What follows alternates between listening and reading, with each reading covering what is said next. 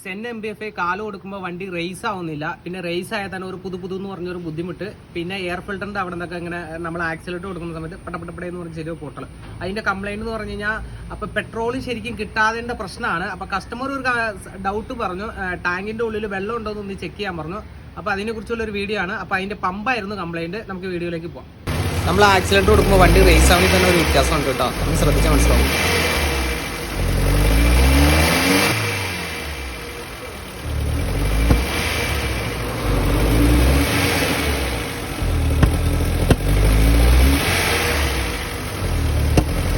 അപ്പോൾ നമ്മൾ ഇതിൻ്റെ ഫ്യൂൽ പമ്പിൻ്റെ മോട്ടർ മാത്രമായിട്ട് മാറി. മോട്ടർ മാത്രമായിട്ട് നമുക്ക് വാങ്ങിക്കാൻ കിട്ടും. അപ്പോൾ മോട്ടർ മാത്രമായിട്ട് മാറി വെച്ച് കഴിഞ്ഞപ്പോഴത്തേക്കും വണ്ടി റേസ് ആക്കുമ്പോൾ ആ പഴയ കംപ്ലൈൻ്റ് എല്ലാം മാറി വണ്ടി നല്ല സ്മൂത്തായിട്ട് റേസ് ആവുന്നുണ്ട്. അപ്പോൾ അതിൻ്റെ വീഡിയോ ഞാൻ കാണിക്കാം കേട്ടോ.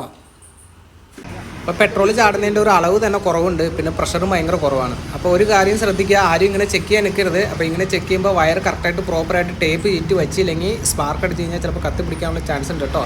അപ്പോൾ ആരും ഇങ്ങനെ ചെയ്യരുത് കേട്ടോ. അപ്പോൾ ഞാൻ വീഡിയോ കാണിക്കുന്നത് നിങ്ങൾക്ക് മനസ്സിലാക്കാൻ വേണ്ടിയിട്ടാണ്. പമ്പ് മാറിക്കഴിഞ്ഞിട്ടുള്ളതാണ് ഇത്.